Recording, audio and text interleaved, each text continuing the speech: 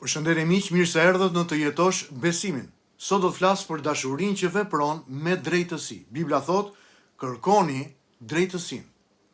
Një shembull i fuqishëm i dashurisë që vepron me drejtësinë është ai i Václav Havelit, shkrimtarit dhe dizidentit çek, i cili u bë president pas rënies së komunizmit në Çekoslovaki. Ai nuk ishte politikani klasik, por një njeri i ndërgjegjës.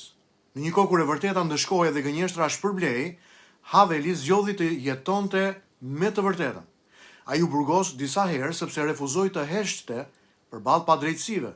Nuk përdori dhunë, nuk thirri për hakmarrje, por këmbguli në dinjitetin njerëzor dhe në fuqinë morale të së vërtetës.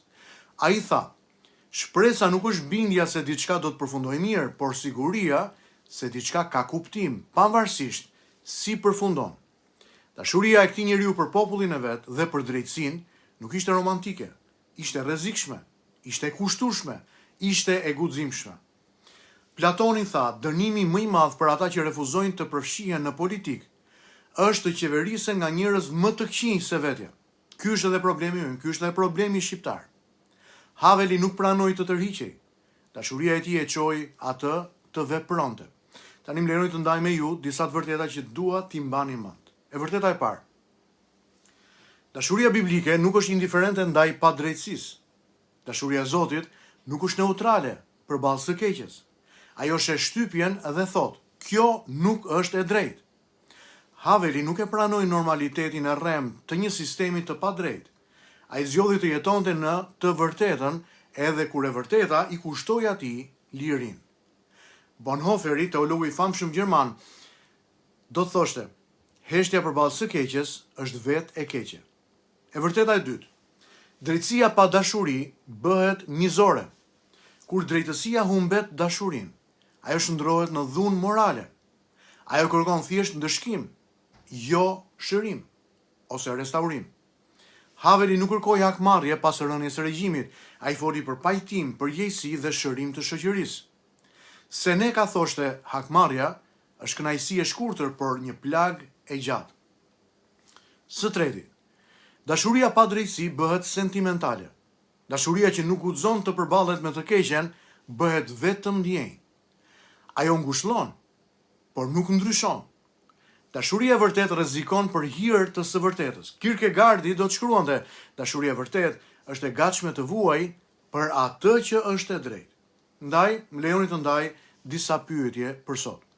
Ku po më thërret të veproj, jo vetëm të flas? Ku jam duke heshtur nga frika apo nga rehatia në jetën time? Ku po më kërkohet të jetoj tek e vërteta, edhe nëse e vërteta më kushton? Dashuria që vepron për drejtësi sot mund të duket si të thuash të vërtetën me butësi, por pa kompromis.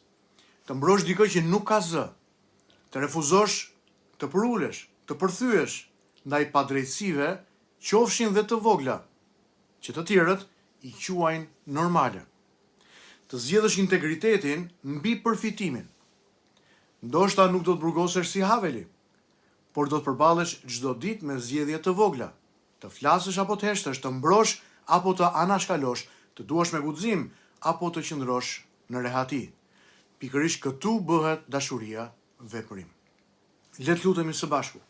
Zot, më jep një dashuri që nuk hesh përballë padrejtësive. Më jep guximin që të qëndroj tek e vërteta dhe për të vërtetën, edhe kur kjo më kushton. Bëje zemrën time të ndjeshme ndaj së keqes dhe jetën time një mjet për drejtësinë tënde.